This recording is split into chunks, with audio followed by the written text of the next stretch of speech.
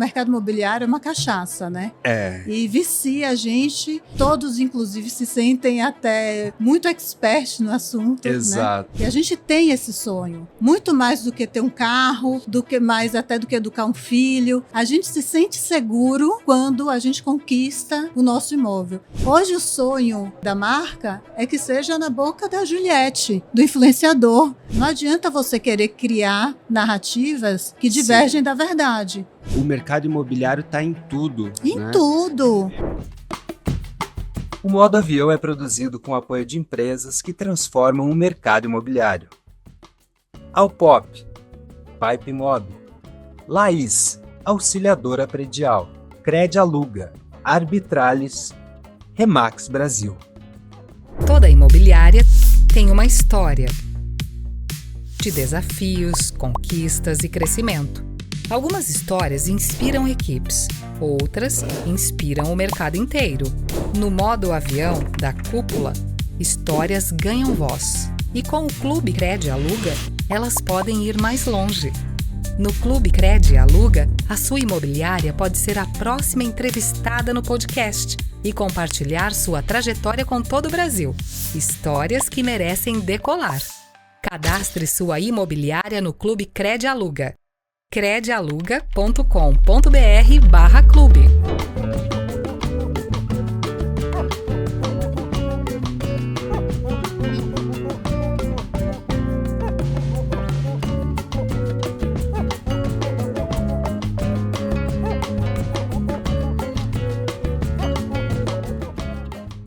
Diretamente do Cúpula Summit 2026, é um prazer recebê-los aqui e hoje, neste episódio, vamos receber uma convidada mais do que especial, ela que participou agora há pouco aqui como mediadora de um importante painel da nossa programação de conteúdo, uma profissional que vem de uma formação na publicidade, desde o início atendendo a imobiliárias, trabalhando com marketing imobiliário, depois foi para a imobiliária e hoje ela é também colunista de uma importante publicação, fonte aqui pra gente no Imob Report. Temos o prazer de receber aqui Renata Firpo. Renata, muito obrigado por estar conosco aqui no nosso evento. Michel, eu que agradeço o convite. Eu acompanho muito o trabalho de vocês e para mim é um prazer estar aqui conversando com você hoje. Você que acompanha o Modo Avião tem observado como o mercado de locação se transforma a cada dia.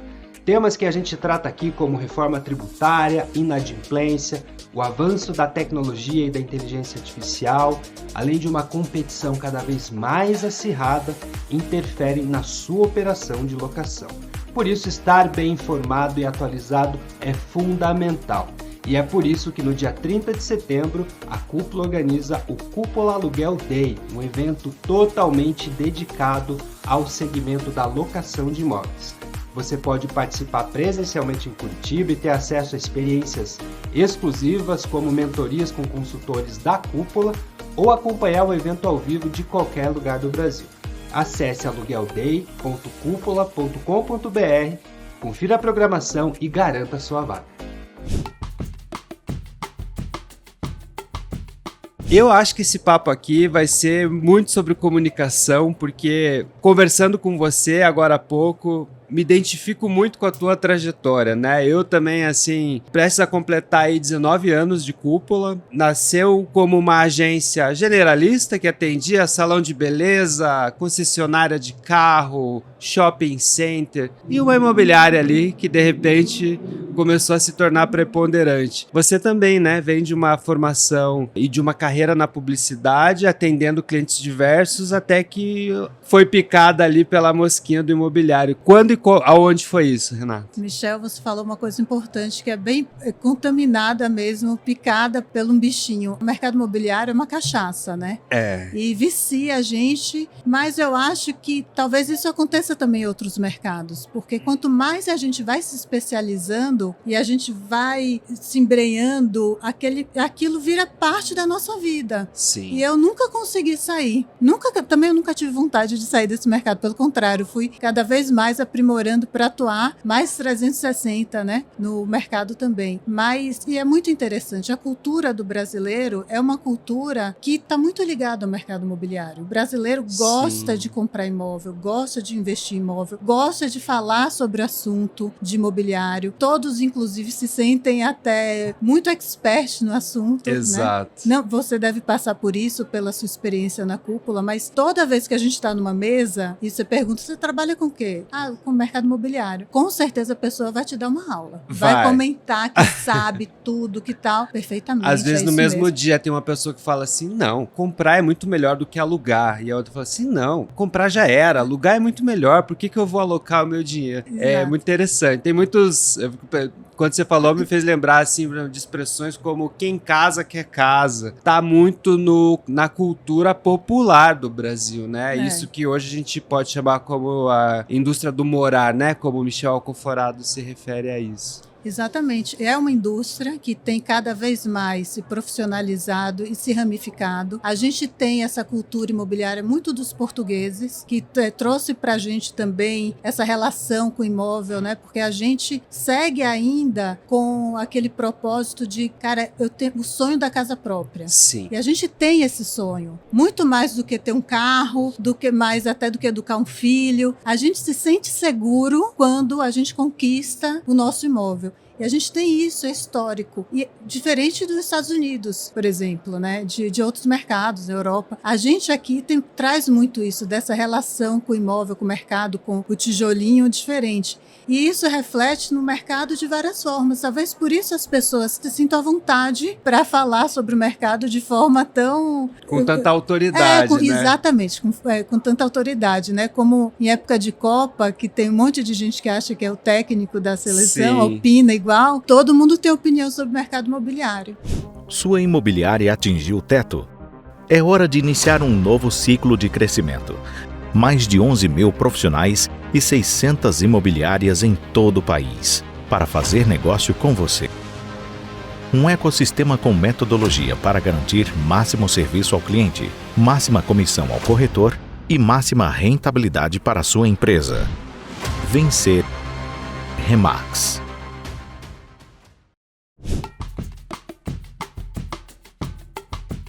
Bom, por falar em opinião, quero ouvir de você um pouco. A Renata veio de uma experiência na Eugênio, que foi uma das pioneiras, né? Agências pioneiras do marketing imobiliário. Dá para dizer que muita forma de lançar, sobretudo, né? Porque trabalhava-se muito nos lançamentos imobiliários. Muito do que ainda hoje é feito em termos de marketing imobiliário foi criado ali naquele momento, né? Resgata pra gente como é que era e situa também para quem tá nos ouvindo, né, Renata? Porque era um momento muito diferente, eram outros recursos, eram outros veículos, né? Então, eu sou baiana pelo sotaque, talvez dê para perceber, e foi a primeira vez que eu trabalhei de fato mais profissionalizado, mais dirigido com o mercado imobiliário em propaganda, foi com a Eugênio. A Eugênio foi pioneira, o Maurício Eugênio, o dono da Eugênio na época, foi pioneiro em construir uma agência de comunicação voltada para o mercado imobiliário. Tanto que o nome era Eugênio Marketing Imobiliário. Uhum. E lá eu aprendi tudo. Aprendi de fato a fazer, na parte de propaganda, todo o lançamento imobiliário. E como você falou muito bem, que mudou bastante. Isso eu estou falando há, 20 anos atrás. Início dos talvez. anos 2000, né? Estamos falando há mais de 20 exatamente. anos. E naquela época, a mídia era muito diferente. E os modelos de lançamento eram muito pioneiros também. Uhum. Então, se tinha, por exemplo, quando você ia lançar um empreendimento, você fazia umas convenções para os corretores, que era uma coisa inacreditável. Você tinha show de grandes artistas, era uma coisa assim que você estava fazendo aquele lançamento. Hoje em dia, passado mais de 20 anos, você vai fazer um lançamento pelo WhatsApp. Você manda para as imobiliárias parceiras, para as suas houses, ou você faz petit comité de treinamento, uma coisa bem corporativa, bem fria. Não que seja errado ou certo, Sim. mas que são momentos diferentes porque a mídia mudou muito e a realidade do Brasil também foi mudando muito. Naquela época era um número mais reduzido de lançamentos que as incorporadoras faziam por ano. Hoje já está muito mais industrializado, às vezes, ou está mais pulverizado, tem muitos incorporadoras, né, fazendo às vezes poucos por ano, mas são mais incorporadoras. Sim. Então, o jogo mudou e, sem sombra de dúvida, mudou muito em função de mídia da comunicação. Quando, em época de agência, quando eu trabalhava em agência, o sonho do anunciante era que sua marca tivesse no break, no comercial do Jornal Nacional, Sim. do Fantástico. Hoje o sonho da marca é que seja na boca da Juliette, do influenciador, da Anitta, sei lá, de um influenciador, de uma pessoa da internet. Então, mais do squad, que chama squad de influenciadores. E isso muda muito. Anualmente tem um evento em Nova York que chama NRF, que é voltado para o varejo. E o assunto esse ano do NRF foi sobre a importância do conteúdo através do influenciador, como isso dá muita verdade. Você está levando para a pessoa muito mais do que apenas um discurso de venda, mas um discurso de experiência, um discurso de vivência em cima daquele produto. Pela voz do Exato. Influenciador, da Exato. forma como ele se comunica. Acho que isso muda tudo, né? Totalmente. Você antes era refém de fazer as peças publicitárias. Você fazia um filme, você fazia o folheto. Era isso daí. Você colocava o filme nas TVs, enfim, e os folhetos maravilhosos. E era esse o seu trabalho que tinha. Hoje em dia, você tem que trabalhar com conteúdo. Você tem que trabalhar com experiência. Então, você chama o influenciador para ir lá no seu showroom para conhecer. Você tem uma conversa com os arquitetos, que eles traduzem muito dos trabalhos. E você gera vários conteúdos para apresentar aquele empreendimento. A grande dificuldade de comunicação para o empreendimento em lançamento é que você está vendendo uma promessa, né? Sim. A gente vai na concessionária, compra um carro, você sai com o carro. Você vai numa incorporadora, você compra um apartamento, você não sai com o apartamento. Você sai com papel. Você sai com papel e com a promessa de que daqui a 2 anos você vai receber o que você viu naquele folheto, nas perspectivas, na inteligência artificial. E pode ser uma surpresa boa ou uma surpresa ruim, inclusive. Isso é um desafio muito grande para a comunicação e para os vendedores também. Né? Tem um ponto aí que pessoalmente acho bem fascinante e que é essa transição quando você fala de que hoje é pensar muito mais em conteúdo, que tem uma mudança importante assim nesses canais, né? Porque a lógica anterior era uma lógica da publicidade totalmente a cargo da marca, que definia como se comunicar com o público. E, portanto, ela não detinha o canal, mas ela detinha poder total sobre a mensagem a ser veiculada. Exato. Mas numa perspectiva de interrupção, que é, eu estou aqui assistindo o meu Jornal Nacional, quero ver os gols da rodada no Fantástico, ou estou assistindo o Faustão no domingo. E eu sou interrompido no meu momento de lazer para ser exposto a uma publicidade. E aí a gente também teve o momento de auge da publicidade brasileira, que reconhecida mundialmente como muito criativa, em criar as sacadas, o texto publicitário. Eu tenho a impressão de que até isso hoje perdeu um valor, essa coisa da ideia genial, os criativos, porque os influenciadores vêm de uma outra forma. Me parece que o papel da marca hoje é muito mais levar contexto e informações para o influenciador, mas a coisa vai funcionar se a mensagem estiver sendo dita da linguagem dele. Então, Exato. assim, não adianta pegar um discurso embalado para Juliette ler, se na hora que ela lê isso, o público, os cactos dela, não perceberem que está sendo dito na linguagem dela. Exatamente. E faz muito sentido hoje que também até essa história de influenciador mudou muito. Hoje está muito mais em voga você trabalhar micro-influenciadores. Perfeito. Que não necessariamente o influenciador de milhões vai ter um engajamento e vai ter um retorno para você, não vai converter. Mas às vezes aquele micro-influenciador nem é micro, né? Sei lá, de 20 mil seguidores, eles falam com um nicho muito certo que converte muito mais para sua marca. Então aquele médico, que não é nem um influenciador na carteira na carteira de trabalho como influenciador. Ele é um Mas influenciador local, ele influencia, né? de fato, né? Ele é um médico, é um advogado, um arquiteto. Quem está seguindo aquele arquiteto, quem está seguindo aquele médico, é porque ele gosta do conteúdo daquele médico, muito mais do que o influenciador que você segue pelo estilo de vida, para ficar vendo fofoca, para saber o que está viajando. Quando eu sigo o profissional, eu tô muito ligada à notícia de profissional, né? Você é um bodybuilder, é um fitness. Eu tô querendo saber desse universo fitness. Então, faz muito sentido, mais sentido você trabalhar com esses grupos de influenciadores do que um big influenciador. E como você falou, você deixar que ele construa a mensagem mais do que um roteiro pronto. Porque não adianta o criativo fazer uma super sacada incrível com umas frases de efeito e falar assim, Juliette, sei lá, o médico tal, fala sobre isso. Não tem nada a ver comigo isso.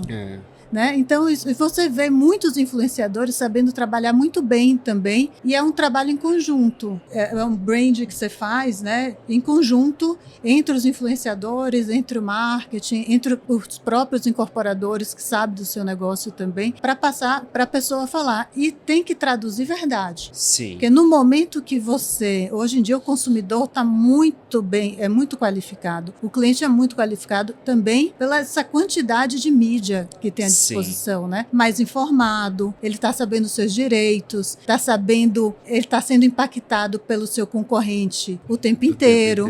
Então o cliente, quando chega para o corretor, trazendo a realidade do mercado imobiliário, às vezes ele sabe mais do que o corretor. Ele está muito bem informado. Então não adianta eu falar numa mídia, seja para um influenciador, no jornal ou no filme, uma coisa que não é verdade. Não adianta falar que esse empreendimento você vai construir sua casa e vai ter paz, não sei o que, se é do lado de uma avenida, passa um monte de caminhão, né, ou sei lá, distante de tudo, e você está prometendo uma qualidade de vida X, Y, Z. A pessoa vai saber. A pessoa vai falar, não, deixa eu ver, e aí vai entrar, porque na hora que o algoritmo tem isso também, né, você está recebendo, impactado por uma mensagem, se fica um tempinho, já começa a ser impactado dos seus concorrentes em seguida. Então, ele sabe avaliar. Não adianta você querer criar narrativas que divergem da verdade. Isso me faz pensar várias coisas, assim, para essa experiência que a gente faz aqui do Cúpula Summit. A gente tem um primeiro dia de imersões, onde parte desse público que vem aqui de todo o Brasil vai visitar algumas empresas imobiliárias, incorporadoras aqui na cidade. Só no que você falou aqui, eu já lembrei de 2 episódios. O primeiro é de uma construtora que a gente queria muito conectar com eles para poder convidá-los a participar dessa experiência. E eu consegui chegar lá por meio da minha cunhada, que é manicure, no salão de beleza, e que atende a dona dessa construtora. Quer dizer, essa pessoa é uma pessoa de influência que conseguiu me abrir uma porta. Fico pensando quantas manicures, cabeleireiros, pet shop ou outros canais aí que podem chegar, porque quando a gente pensa no mercado imobiliário, a gente tá falando de um público hiperlocal, né? O teu cliente tá ali consumindo naquele restaurante, indo àquele salão de beleza, seja estando naquela academia. E o segundo ponto é esse da verdade. Uma das incorporadoras que a gente visitou, que é a Hype Inc., aqui de Curitiba, eles lançaram um projeto chamado Fresta aqui no centro.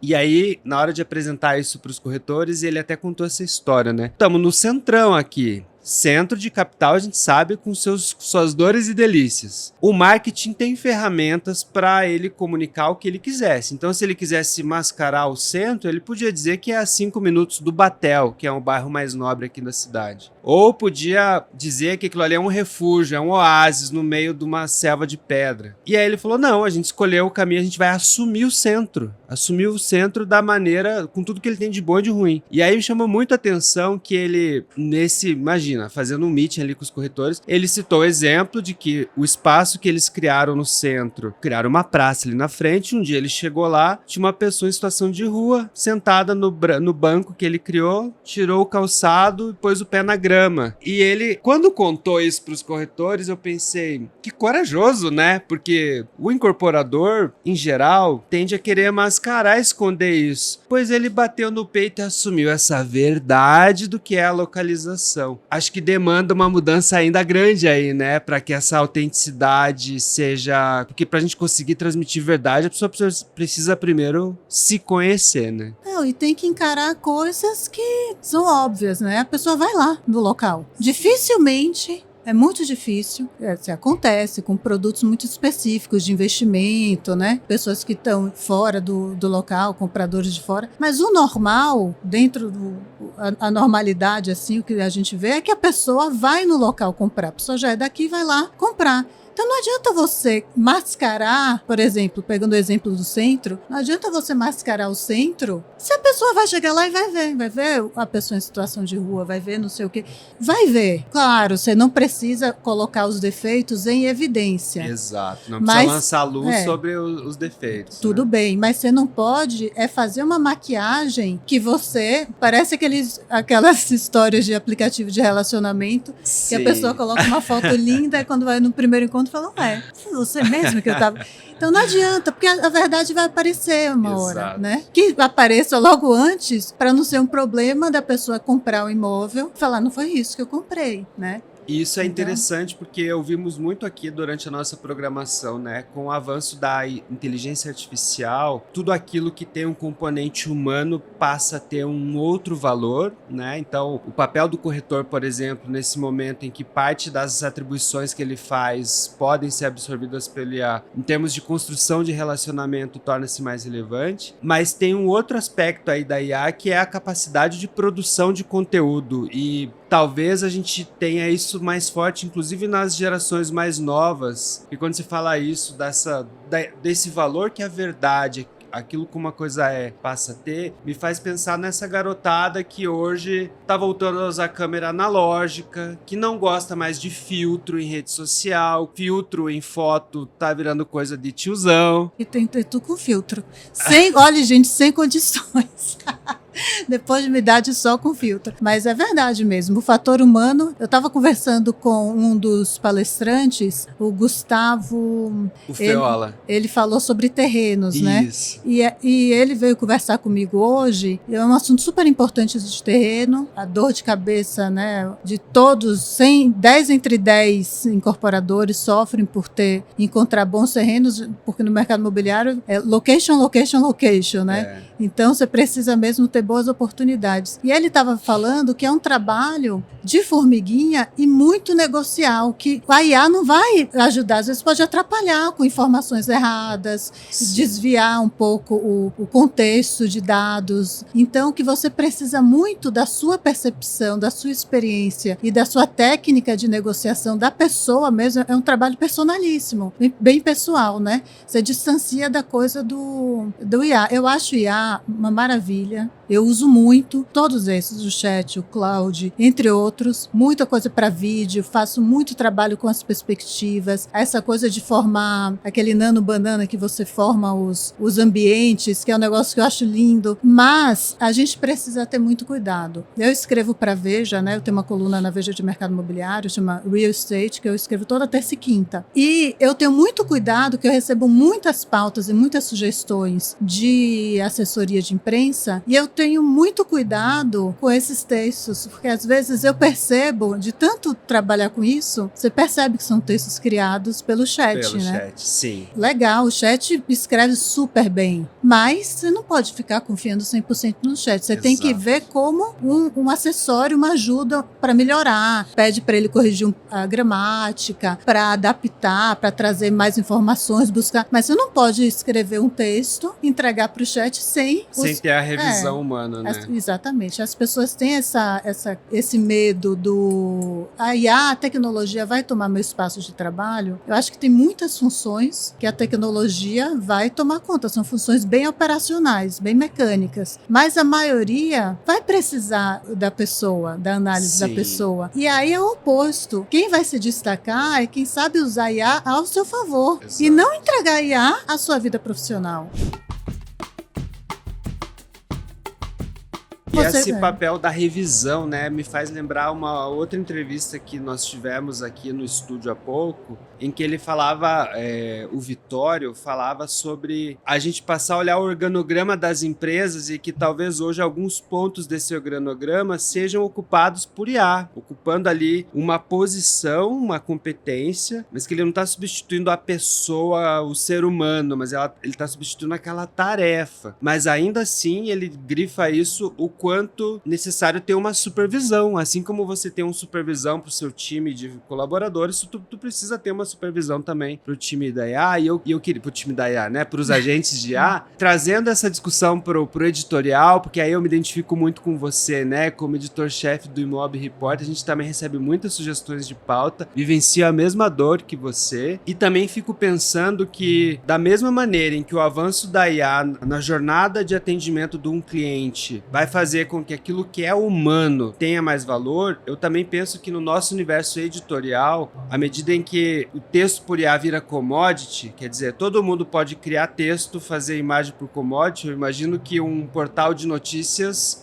uma pessoa que domine a IA possa criar um portal de notícias todo feito por IA. Com certeza, com certeza. Mas daí o diferencial vai estar justamente nessa revisão, no contexto, no tema, saber no assunto, o que importa, do olhar, né, do da nosso crítica, leitor. né, da análise, sem sombra de dúvida. E você falou uma coisa que me fez pensar o seguinte, como é importante a pessoa, né, que você estava falando sobre o organograma e os times das empresas. Eu passei uma temporada agora no Rio de Janeiro e eu fiquei muito surpresa que a maioria, para não dizer todas, que eu não sei, mas me veio essa informação, que a maioria das incorporadoras não tem um departamento de marketing. Como eu moro em São Paulo, e a realidade que eu vejo é completamente diferente. As incorporadoras são muito estruturadas, sem marketing de produto, inclusive marketing institucional, é bem departamentalizado, e não estou falando de incorporadoras grandes, Sim. as pequenas mesmo, sempre tem o marketing. E por que é importante você ter o marketing? Porque o marketing está ligado à venda, é que aqui no Brasil a gente tem muito marketing como propaganda. Sim. Nos Estados Unidos o conceito de marketing é muito ligado à venda, né?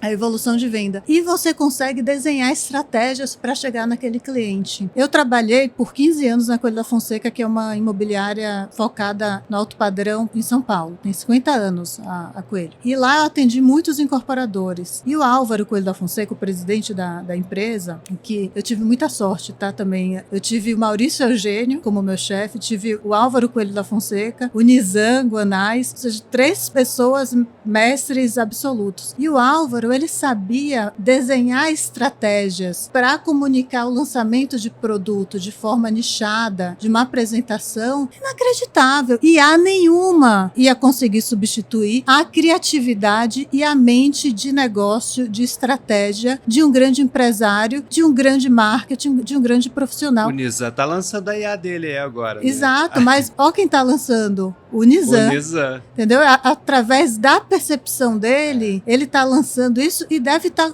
muito bem estruturado para tentar seguir algumas métricas que ele já tem. De forma agora, como funciona, né? Aquela a cabeça, exato. Mas ele é um gênio absoluto, como o Nizam Maurício, é um como Álvaro. pilares da publicidade. Assim, né?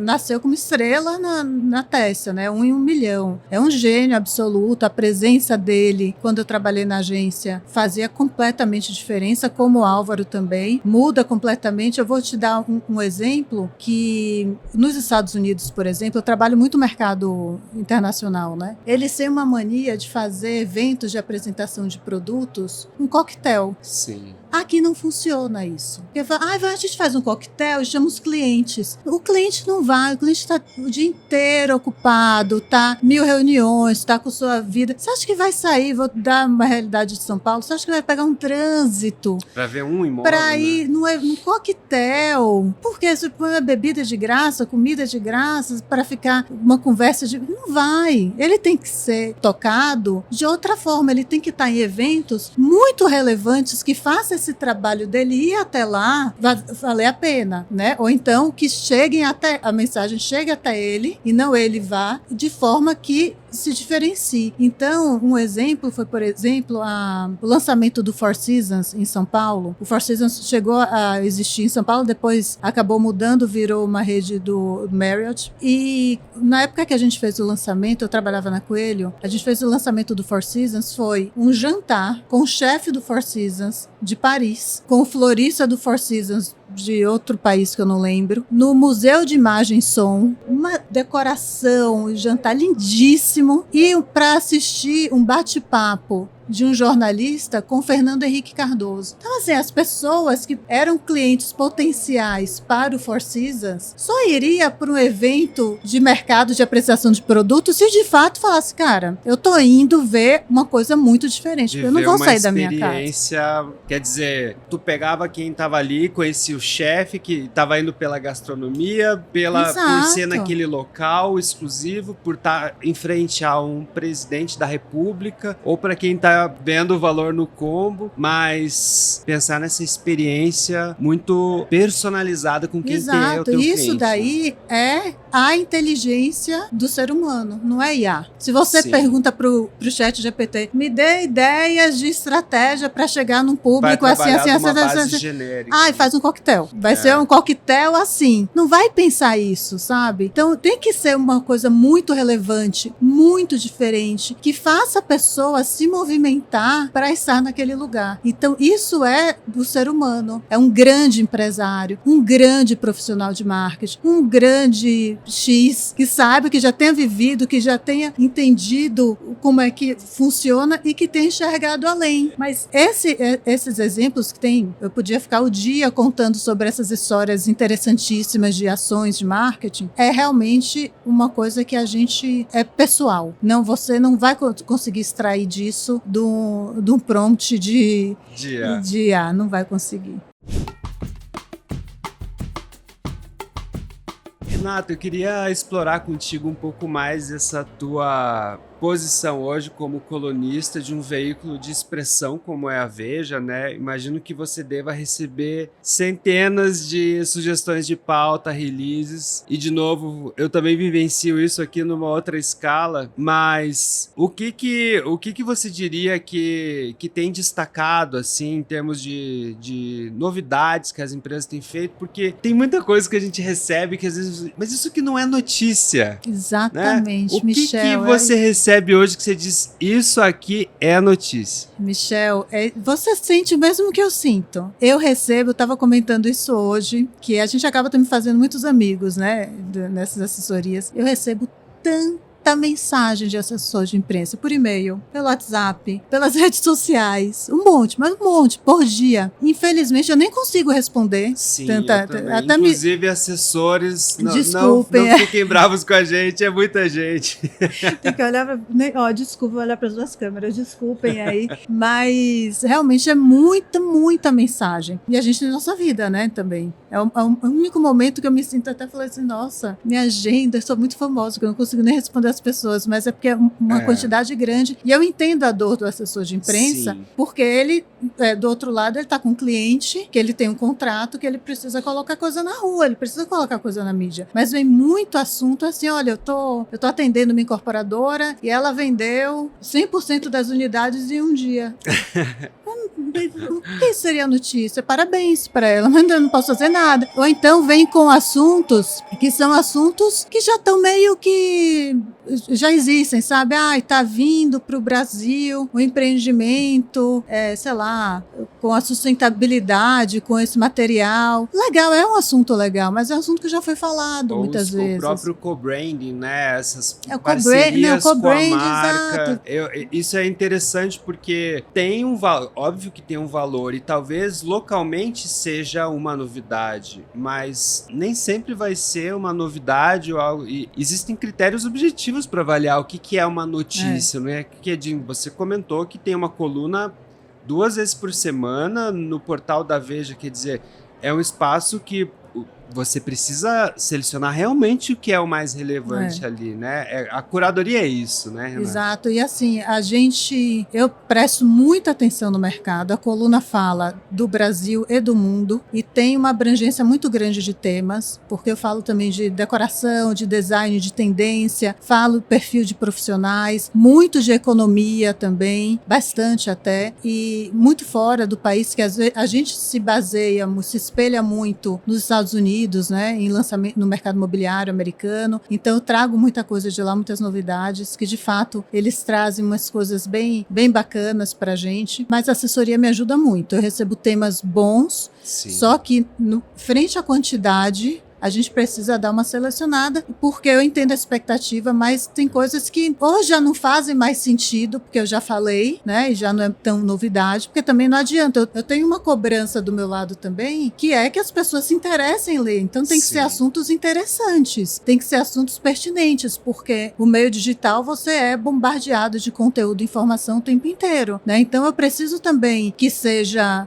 diferente, que seja interessante para a pessoa clicar ali na matéria, né, mas é um trabalho assim de formiguinha, e eu escrevo 2 vezes. O dia anterior eu tô sempre, nossa, é difícil falar comigo, que eu tô sempre nervosa, porque falar, será esse tema, focada tal, no fechamento ali. Agora mesmo eu normalmente escrevo alguns antes, né, para não ficar tão refém no dia, mas às vezes eu mudo. De ontem, por exemplo, foi assim, eu já estava com engatilhado um texto, e uma assessora de imprensa me trouxe um tema que eu achei super interessante. Falei, nossa, aí ó, a gente tá em época de Copa, falar sobre formas de incentivo para os corretores dentro desse tema de Copa, como eles premiaram e como é bom incentivar os corretores, né, entender os corretores como uma equipe importante que faz a diferença dentro da empresa, de valorização dos profissionais. Então eu escrevi muito nesse sentido. Boa. E veio através de uma assessoria de imprensa.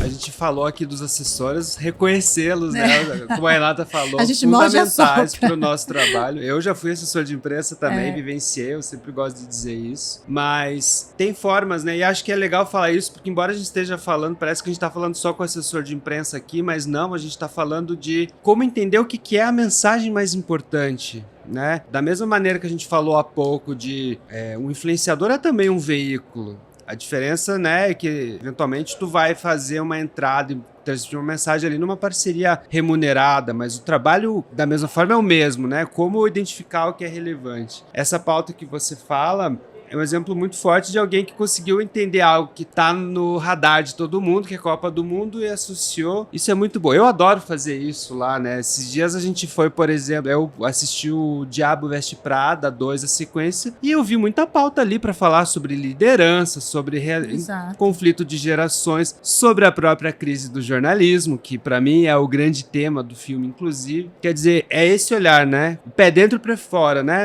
Tá com o pé dentro da empresa, entendendo o que eu preciso comunicar, mas tá com o pé fora, ouvindo o que tá no radar das pessoas, né? Exato. Sobre o que tá sendo dito, para que eu me insira na conversa e não para que eu interrompa a conversa. Exatamente. Se a gente fosse pensar hoje os canais, né? Como a gente tá ali tomando uma cervejinha com um amigo na praça e vem aquela pessoa inconveniente falar, com licença, família, vou aqui contar uma história, do que vem aqui e entrar na conversa e não interromper, né? Me parece que a comunicação, o marketing hoje é mais sobre como entrar na conversa, porque ela tá acontecendo o tempo todo, né? E você falou uma coisa boa e importante e traz um pouco que a gente começou nosso papo. O mercado imobiliário, ele é muito amplo. Então você às vezes vê uma coisa que não necessariamente está falando diretamente com o marketing imobiliário, mas você consegue desenvolver, né? Então você, sei lá, a história da liderança. Você vê um filme, você vê Eu falei já até da série de Tremembé, eu já usei para história de mercado imobiliário. Eu sou advogada também. A Elise Matsunaga, porque ela teve direito a uma parte da herança do marido que ela assassinou. Isso daí você fala, isso é direito patrimonial, né? Direito imobiliário. Direito de família, você está falando de patrimônio. Então isso tem a ver com o mercado imobiliário, né? Então você consegue enxergar, quando você é muito especialista no seu mercado, você consegue enxergar brechas em diversos assuntos que inicialmente você nem pegaria, né? E isso me volta ao início da nossa conversa, que é o mercado imobiliário está em tudo. Em tudo. Uma das grandes pautas nacionais hoje é o grande escândalo do Banco Master. Tem mercado imobiliário ali no meio, com imóvel, com isso, com aquilo. Escrevi também sobre os imóveis do Daniel Vorcaro, né? Que chama muitíssima atenção, o de Miami, a cobertura, a casa em Orlando, que foi a maior venda na época, acho que 150 milhões de reais, uma coisa assim. Então, assim, tudo, mercado imobiliário, ele é aquilo que a gente estava comentando, tá na cultura, todo mundo gosta de falar. Sim. Todo todo mundo gosta de falar, não à toa eu escrevo sobre isso, e eu tenho muito assunto, e as pessoas, eu gosto, seja a locação, olha, o mercado imobiliário, quando eu recebo dados, que as pessoas veem, X% das pessoas têm comprado assim, mas que mercado tem comprado? Porque o mercado imobiliário é residencial, é comercial, é terreno, é galpão, é industrial, é locação,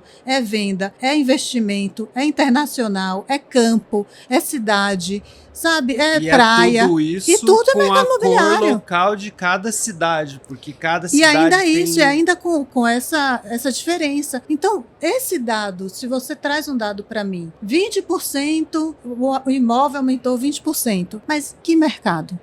É o mercado imobiliário de Curitiba, sim, mas qual é o mercado imobiliário? De locação? Exato. De venda? Apartamento? Casa? Cobertura? Garden? Terreno? Interior? Exatamente o quê? Porque muda completamente.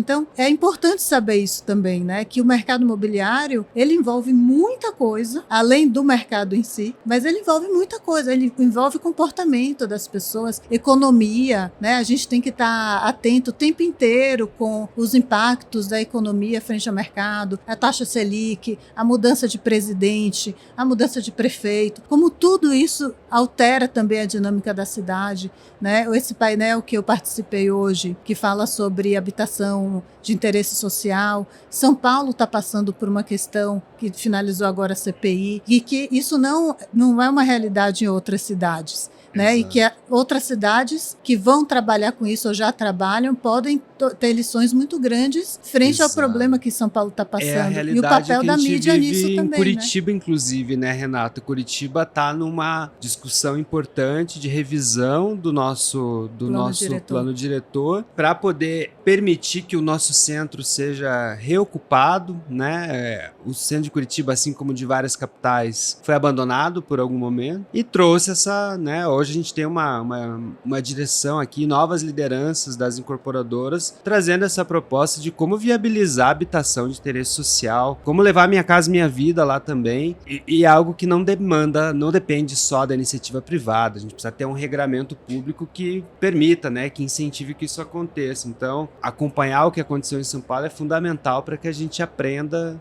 Dá para aprender com o erro dos outros, né? A gente não precisa errar. O próprio Nizam Guanais, ele falava isso, é mais barato você aprender com os erros dos outros do que com os seus próprios erros, né? Só que a gente tem essa mania de querer tentar e ver se deu certo e acaba muitas vezes errando, que faz parte da vida também, mas é importante tirar aprendizado em tudo. E São Paulo, o programa de habitação social de São Paulo é muito bom, realmente foi um percentual muito pequeno de pessoas e de empresas que desvirtuaram o propósito, mas é muito interessante, nasceu com uma proposta muito boa de trazer as pessoas de regiões mais distantes para o centro da cidade, muito em função da qualidade de vida e empregabilidade, porque o que acontece? A pessoa mora muito longe do centro e aí tem que pegar condução que demora 2-3 horas para poder chegar, quando tem, e aí a escola do filho não consegue colocar o filho naquela escola, tem que colocar lá, e o curso não sei o quê, vira uma história. Então, se eu consigo trazer essas pessoas mais próximas ao trabalho, ao centro da cidade, que você tem transporte, você tem escola, você tem hospital, você tem tudo, você muda a vida dessas pessoas, né? Você coloca essas pessoas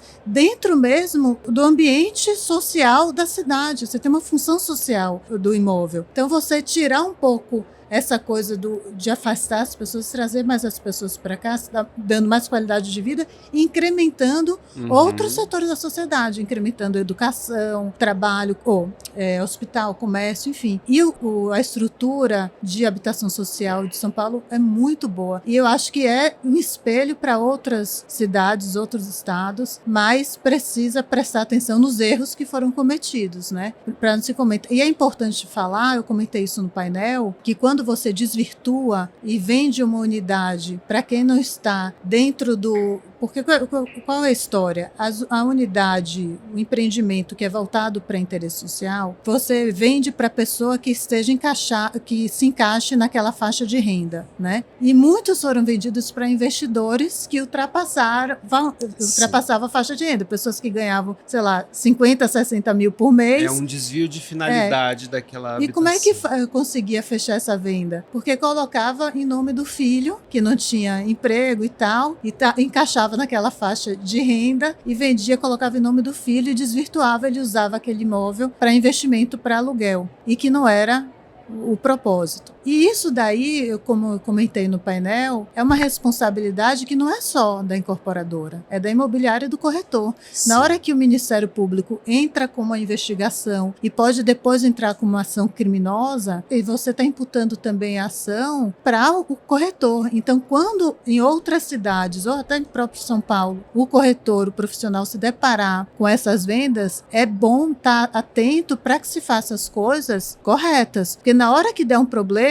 não vai pensar, isso daí é problema da incorporadora, não tem nada a ver com isso, não, você responde. Todo mundo envolvido. O corretor, o corretor é uma profissão regulamentada, e o Cresce tem, de todos os estados, ele tem as diretrizes muito claras do trabalho do corretor, e um dos trabalhos é que honre toda a intermediação de forma clara e correta. Sim. Não pode, quem fizer qualquer coisa fora, você não pode dar responsabilidade para a imobiliária ou para a incorporadora.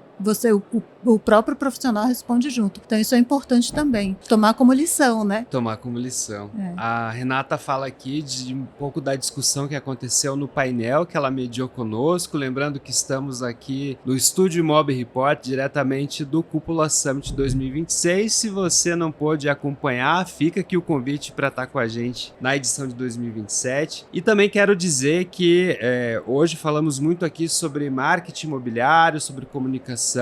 Lembrar vocês, a Cúpula, né, tem uma unidade de agência de marketing. Algumas das nossas lideranças, inclusive, estiveram também aqui no evento, palestrando, trazendo discussões sobre branding, sobre inteligência artificial, um pouco do que a gente abordou aqui também. Fica o convite também para que você conheça. Renata, quero agradecê-la uma vez mais por topar estar conosco aqui no nosso evento e também com esse bate-papo aqui para o nosso podcast. Muito obrigado pela sua presença. Eu que agradeço, é um tema que a gente poderia ficar aqui, né, o dia inteiro conversando, afinal você é meu colega também de profissão. Eu sou muito fã do Rodrigo, da Cúpula, esse evento está na sua 5ª edição e sempre um sucesso, cada edição vem com novidades e uma infraestrutura incrível. Se você não participou, não perca a chance de participar ano que vem, realmente faz muita diferença, você tem um networking muito bom, você constrói contatos muito ricos,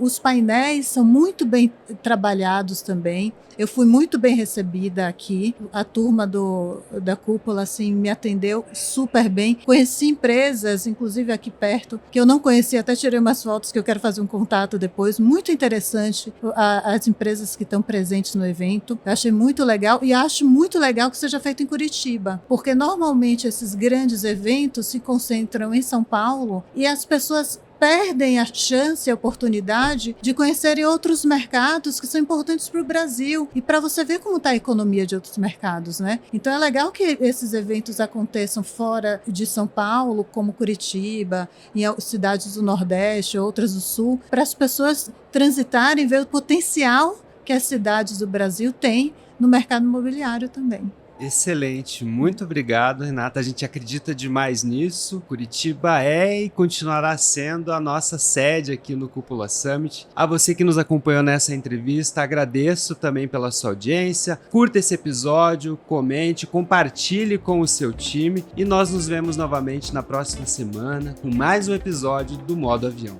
Modo Avião é um conteúdo original Imob Report, com realização da Cúpula, com apoio de Alpop, Pipe Mob, Laís, Auxiliadora Predial, Credialuga, Arbitralis e Remax.